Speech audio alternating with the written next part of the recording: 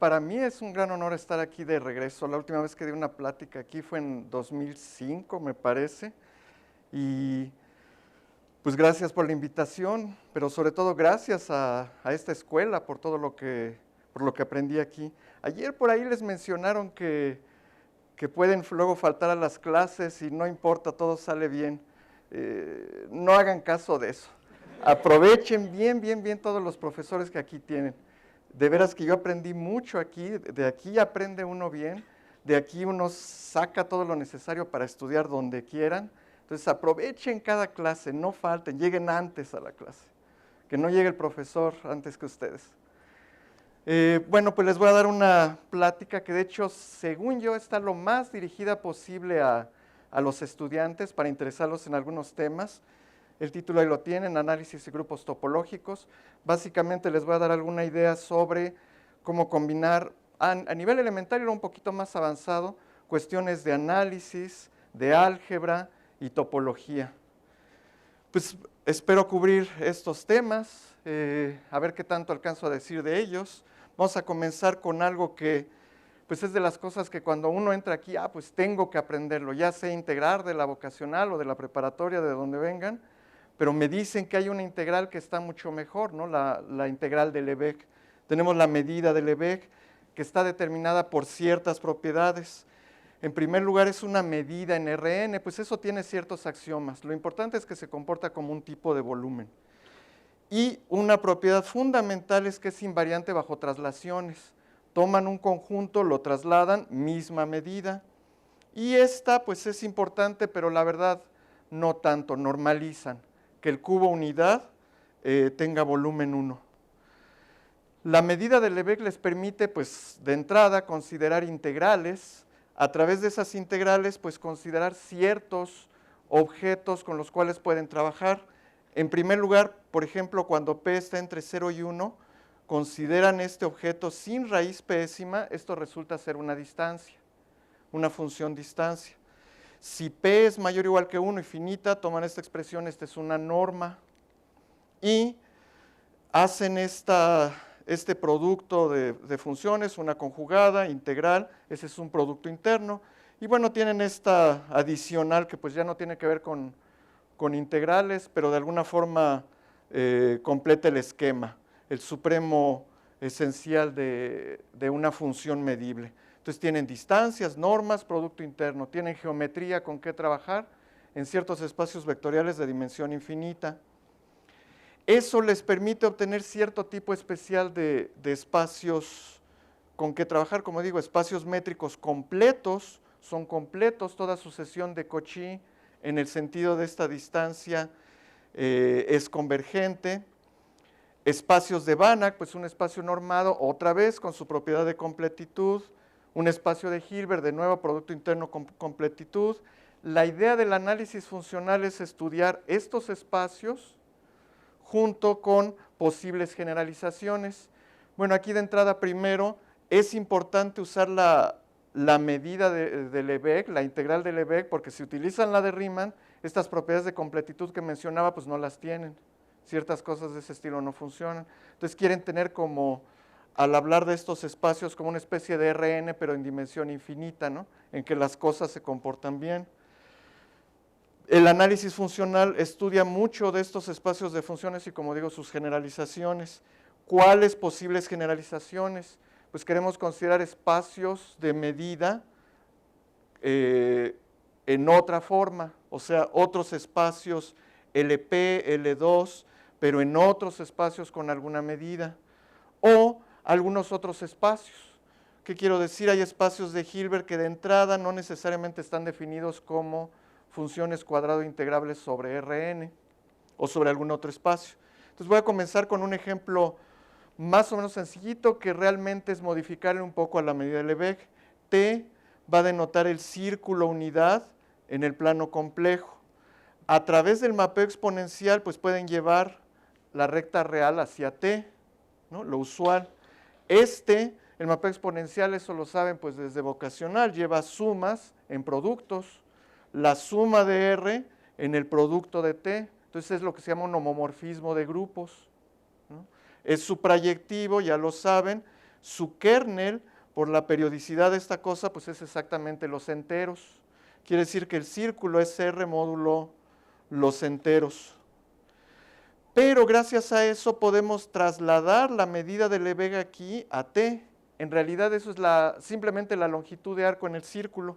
De modo que si tenemos una función en el círculo a valores complejos, la podemos integrar de esta manera, considerándolo como función de la recta real vía el mapeo exponencial, e integrar de 0 a 2pi, que nos cubre todo el círculo. Aquí normalicé por 2pi para que el volumen total del círculo sea 1, tengamos lo que es una medida de probabilidad, ¿no? Para que la longitud de arco de todo el círculo sea 1. Entonces, gracias a esa integral, ahora podemos considerar este producto interno, pues igualito que con la medida de Lebesgue, una función por otra conjugada, integro, con esta normalización, este es un producto interno, la correspondiente norma, y entonces tenemos un espacio L2 correspondiente, funciones medibles, cuyo cuadrado valor absoluto, la integral es finita. Esto lo decimos que es cuadrado integrable, ¿no? Pues su cuadrado del valor absoluto es integrable. Este es otro ejemplo de un espacio de Hilbert. No es exactamente un L2 de Rn, está muy relacionado, pero no es exactamente ese. Otros ejemplos fundamentales son dados por los espacios de sucesiones. Por ejemplo, tomamos una sucesión de números complejos. Aquí la estoy tomando sucesión indexada por todos los enteros, no nada más los naturales. Y puedo tomar valor absoluto, potencia pésima, raíz pésima, esto es la norma P, la norma pésima de esa sucesión. Para los que han visto un poquito de medidas, sabrán que en Z hay una medida, que es la medida de contar, que para cada conjunto su medida es el número de elementos que tiene, infinito si es infinito. Esta suma realmente es la integral respecto de esa medida de contar. Entonces es otro ejemplo de una norma LP. Tenemos el correspondiente espacio para sucesiones complejas, pues LPZ. Son aquellas para las cuales esto es finito. Son P sumables, vamos a decir, ¿no? P absolutamente sumables si quieren. Pues se usa esta L minúscula para distinguir que hay una situación especial, ¿no? Con la medida de contar. Ahí están otro ejemplo más en otro espacio de medida. En este momento, además, si se fijan, estamos trabajando 3 objetos, R, T y Z, que resultan ser grupos. Tenemos una operación de grupo. Ahora, lo que quiero ver es cómo se construye las bases, lo más sencillito de lo que es el análisis de Fourier una vez que tienen estas ideas.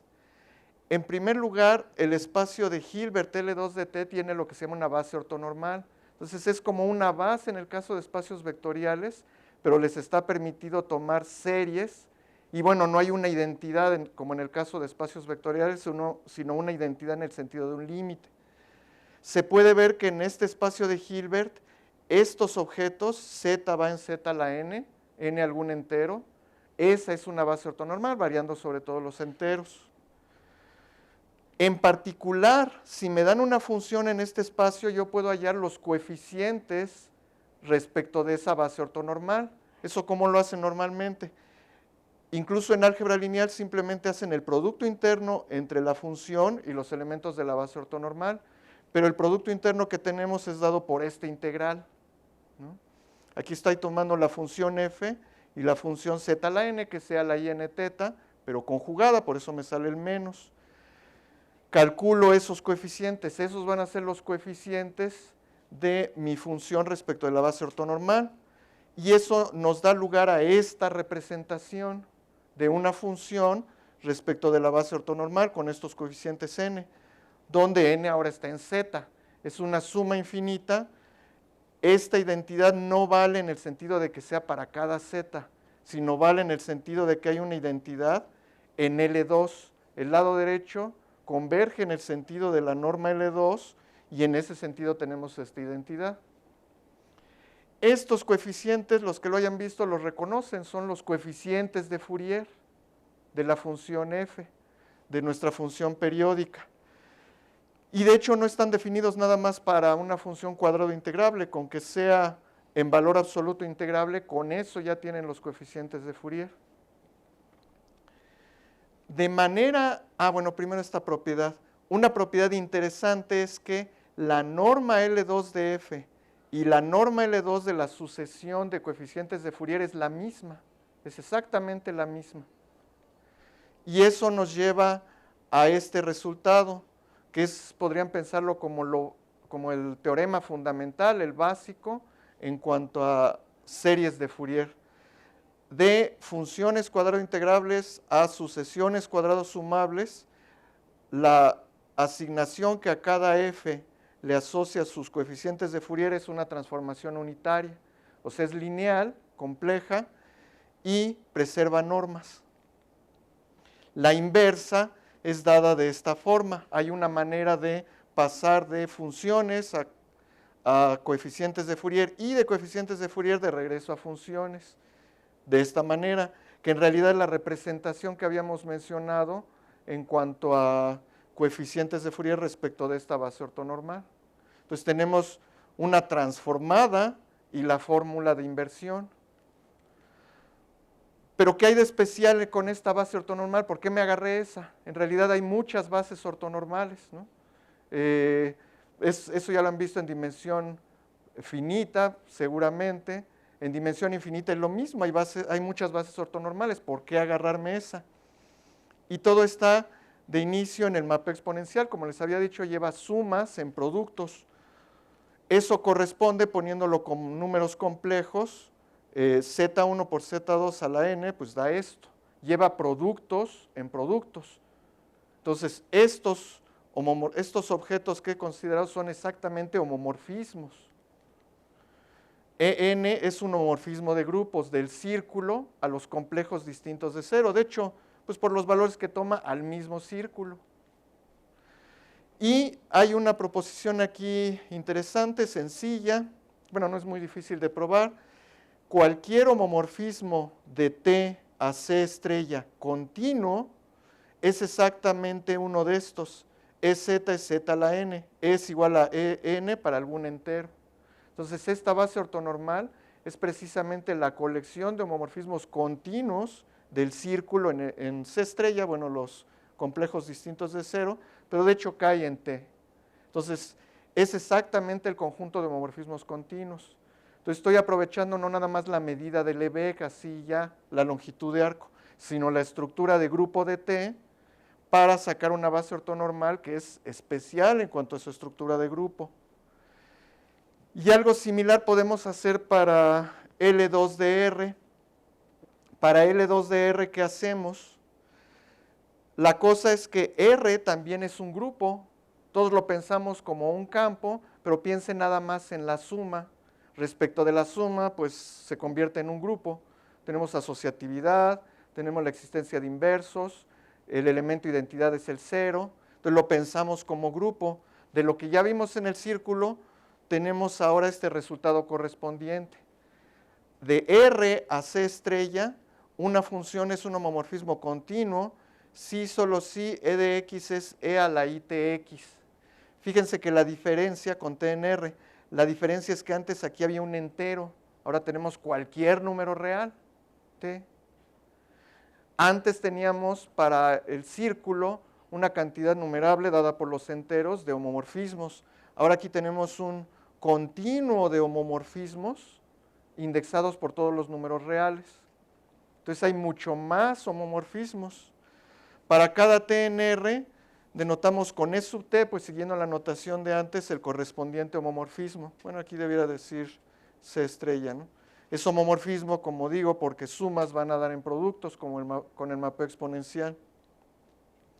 Pero, bueno, por analogía con lo que hicimos con el círculo, podemos tratar de tomar una función, hacer producto interno contra estos elementos y hacer producto interno contra estos elementos y hallar como lo que serían sus coeficientes de Fourier. Pero ahora T no es entero, sino va variando sobre los números reales. Aquí 1 en raíz de 2 sobra. El producto interno va a ser este. Si hacen ese producto interno, que es f de x, y conjugar e a la i tx, pues queda esta expresión.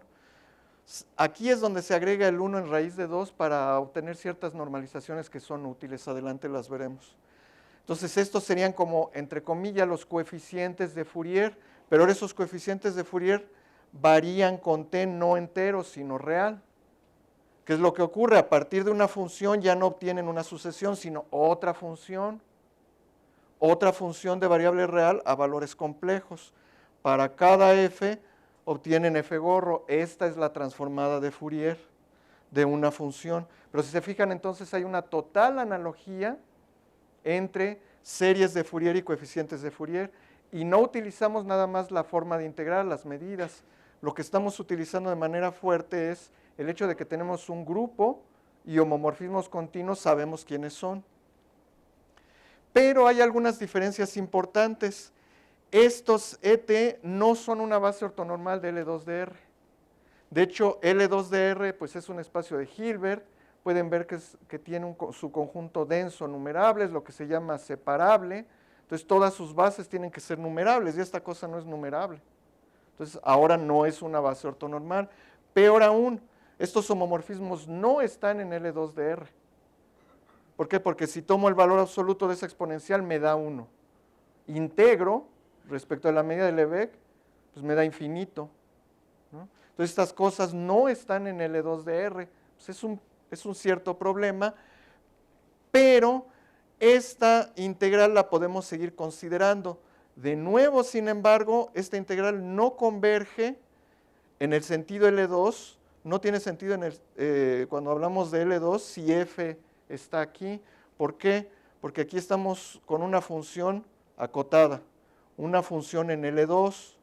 Si tomo valor absoluto, eso no necesariamente es integrable. Lo que sé es que el valor absoluto al cuadrado es integrable. Entonces hay algunas diferencias importantes con series de Fourier, pero si la función está en L1 de R, sí está bien definida esta integral, ahí sí no hay problema. Entonces la transformada de Fourier existe para cualquier función integrable. Pero se pueden hacer algunas correcciones para así dar una transformación unitaria sobre L2 de R. Lo que hacemos es tomar una función integrable que además sea cuadrado integrable.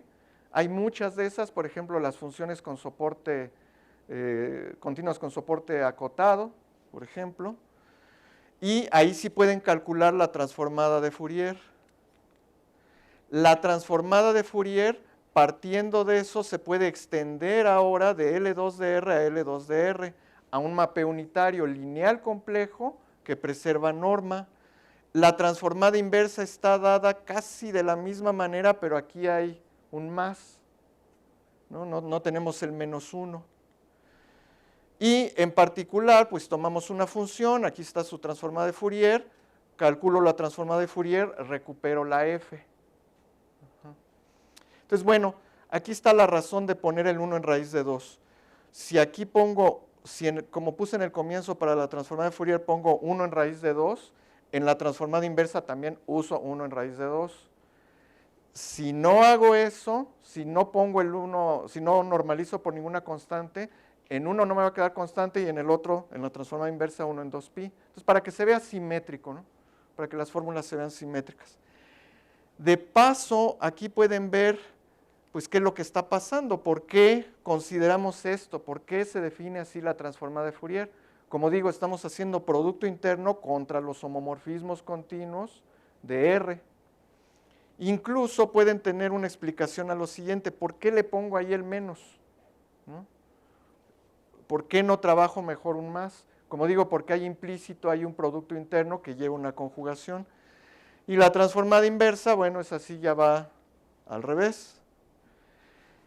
Podemos resumir esta información de la siguiente manera. Hemos considerado el círculo, los enteros, los números reales, con medidas invariantes bajo sus traslaciones. En esos grupos podemos hacer traslaciones y tenemos medidas invariantes bajo esas traslaciones. La longitud de arco, la medida de contar y la medida de Lebesgue.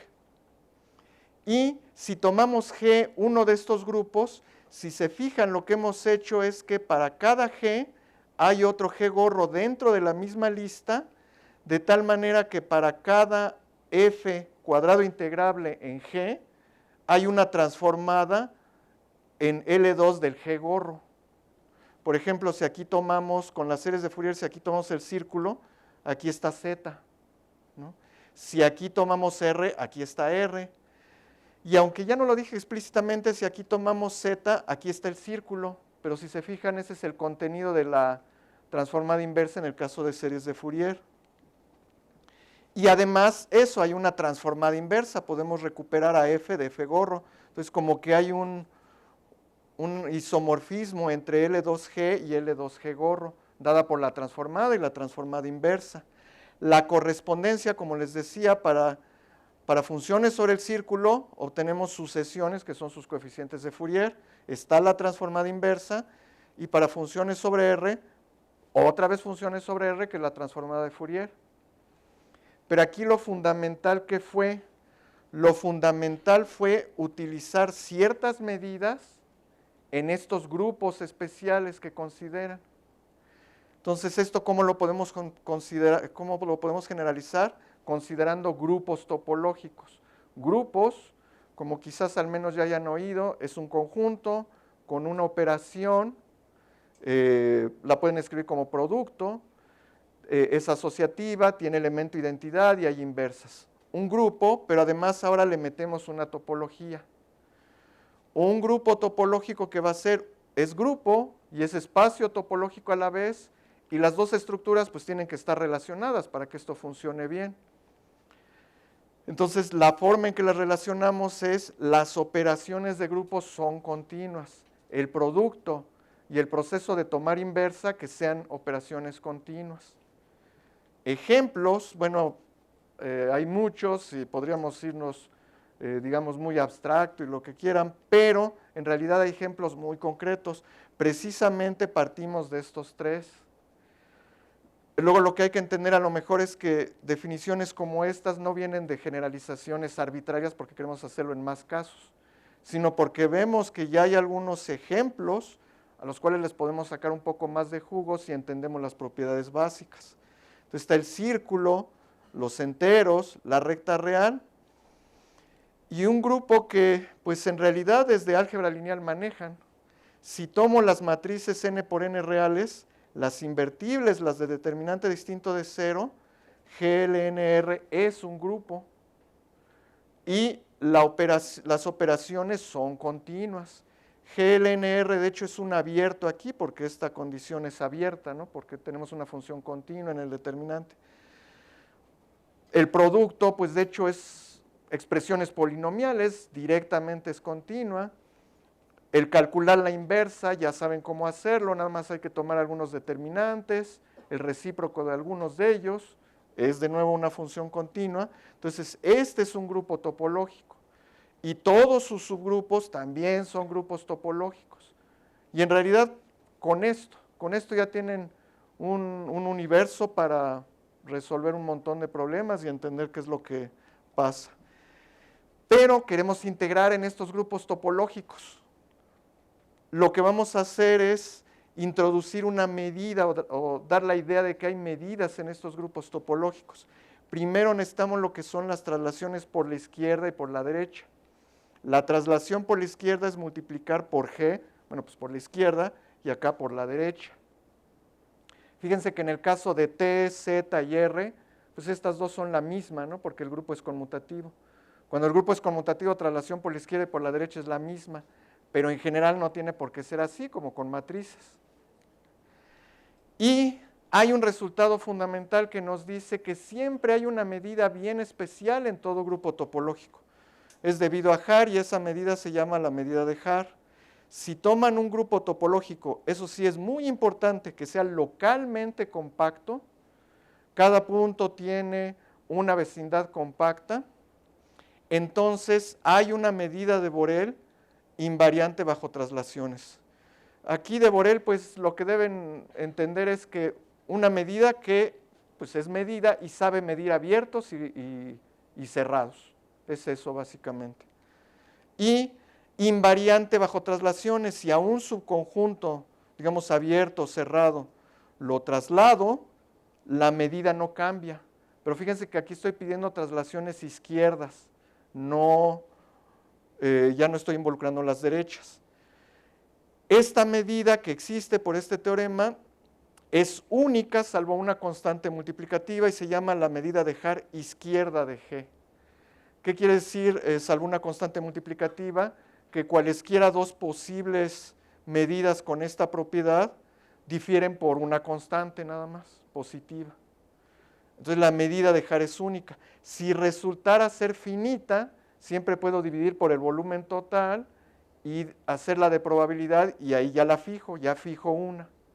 Pero tiene que ser finita y no siempre va a ser finita. Ejemplos de medida de Haar, pues la medida de Lebesgue, así es como la pedimos. La longitud de arco en el círculo y la medida de contar en los enteros. Esas precisamente, ¿no? Las medidas de Lebesgue ahí, la medida de contar, de hecho en todo grupo numerable ponen la medida de contar, le ponen la topología discreta, ahí está, ¿no? Para el grupo general lineal, ¿cuál es la medida? Sí se puede decir fácilmente cuál es la medida. Como decía, este es un abierto en MNR, en las matrices. Estas matrices, pues es Rn cuadrada. Ahí ya tengo una medida de Lebesgue. Entonces, a lo mejor uno diría, pues esa medida de Lebesgue va a ser la medida de Haar. El problema es que la medida de Lebesgue es invariante bajo traslaciones sumando. Y ahora queremos una que sea invariante bajo traslaciones multiplicando, ya no es lo mismo. Si esta es la medida de Lebesgue en el espacio de matrices, esta va a ser la medida de Haar. Entonces, es casi como la medida de Lebesgue, pero hay que meterle este coeficiente, que depende del punto X en el que están manejando, ¿no? Entonces, el tamaño de los conjuntos, el volumen de los conjuntos va a estar cambiando dependiendo de dónde se encuentre. Y esta es algo interesante, aunque el grupo no es conmutativo, es invariante por la izquierda y por la derecha. Entonces, en este caso, la medida de Haar izquierda, la medida de Haar derecha son la misma. Pero hay ejemplos en los que no es la misma. Por ejemplo, tomen este espacio de matrices, A real distinto de 0, B real. Se puede ver que el conjunto de matrices de esta forma es un grupo. De hecho, es el grupo afín, el grupo de multiplicaciones por escalares y traslaciones en R. Y en este caso, la medida de Haar por la izquierda y por la derecha en términos de la medida de Lebesgue en las coordenadas A y B quedan de esta forma. Si se fijan, hay una diferencia. Aquí tenemos A cuadrada, aquí valor absoluto de A. Entonces, las medidas de Haar izquierda y derecha no son la misma. Aquí ya no alcanzó a salir esto, pero ahí dice, ¿no? Dado un grupo topológico localmente compacto, entonces tenemos una medida de Haar, con lo cual podemos considerar espacios LP. Entonces, lo primero que nos surge, ¿habrá un análisis de Fourier en estos grupos? Si sí, pues ahora vamos a tener análisis de Fourier o algo así para matrices incluso. Muchos problemas precisamente se pueden generalizar. El área que estudia esta cuestión de cómo están los espacios LP en grupos y espacios homogéneos, es lo que se llama el análisis armónico.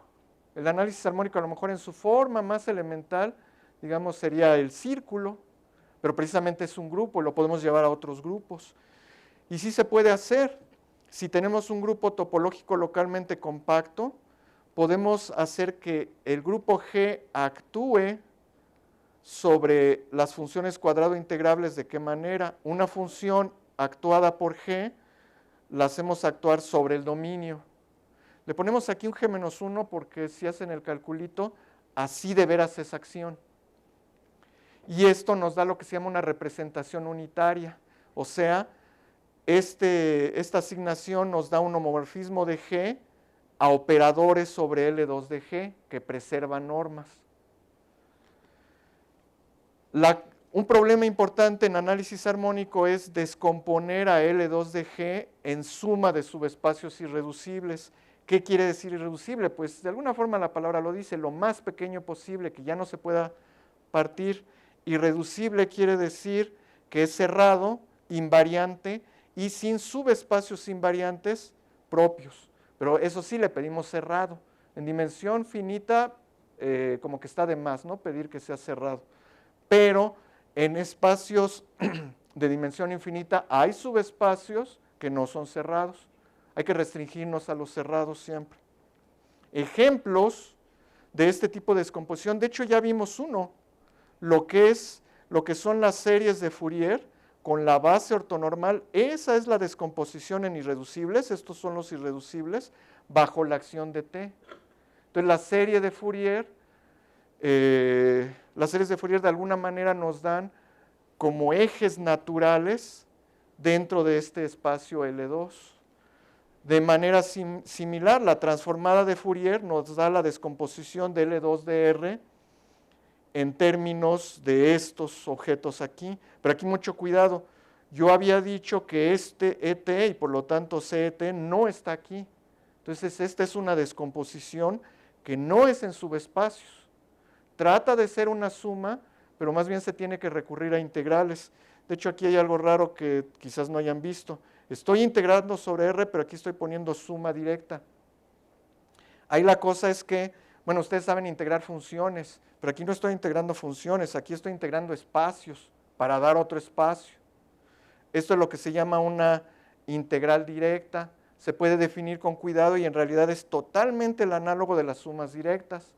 Como se imaginarán, la diferencia es que aquí hay algo discreto y aquí hay algo continuo, ¿no? Entonces quiero hacer como sumas, entre comillas, de espacios, pero de manera directa y continua. La transformada de Fourier nos dice eso.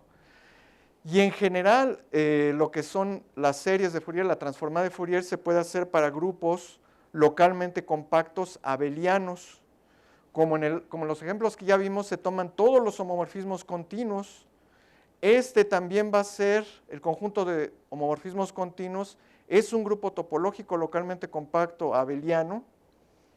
Hay una transformada de Fourier, la correspondiente forma de inversión y una correspondiente descomposición en integral directa. Ya vimos ejemplos aquí con el toro, perdón, con el círculo. Aquí tenemos Z, por ejemplo. Con R, aquí tenemos R.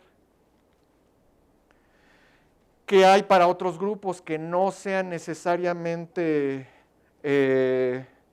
abelianos? Para un grupo compacto se puede hacer algo similar, nada más que ahora los espacios no son unidimensionales, aparecen con una cierta multiplicidad y sumados sobre un conjunto que no necesariamente es un grupo. Quizás aquí me voy un poquito más rápido.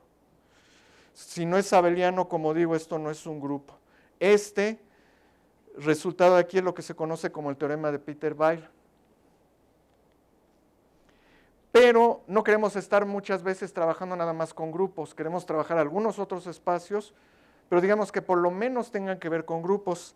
¿Qué pasa si tenemos un espacio que tiene la acción de un G y que esa acción es transitiva, que sea homogéneo? Entonces D se puede poner como el cociente de G módulo K. Supongamos que hay una medida en este espacio. Ahorita veremos ejemplos, pero la medida no necesariamente es invariante bajo G. Podemos hacer el mismo tipo de acción que consideramos antes sobre el dominio, pero fíjense que aquí le voy a poner un factor extra, que en muchos casos sí se puede obtener. Básicamente, esto va a ser un jacobiano, que tiene que ver con que la acción de G-1, si no preserva la medida, la integral de f y de f compuesta con G-1 no necesariamente es la misma. Entonces necesitamos, por puro cambio de variable, meter por aquí un jacobiano. Un ejemplo, en la bola unidad compleja en Cn, tomamos D igual a Bn. Si quieren podrían como ejemplo más sencillo pensar en n igual a 1, entonces es el disco unidad. En el disco unidad, ¿qué tienen? Las transformaciones de Möbius. Aquí están también las transformaciones de Möbius para la bola unidad, nada más que hay que manejar matrices, n más 1 por n más 1 en vez de 2 por 2, pero se puede hacer transformaciones de Möbius. Y se puede definir exactamente quién es este grupo, ¿no? Bn, la bola unidad va a ser el grupo de transformaciones de Möbius, módulo, todas las rotaciones unitarias alrededor del origen, de su origen.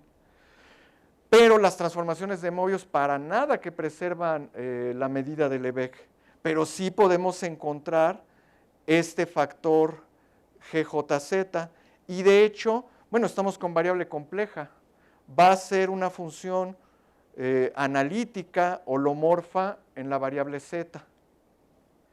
Problema que tenemos entonces es determinar la descomposición en irreducibles de L2BN. La verdad es que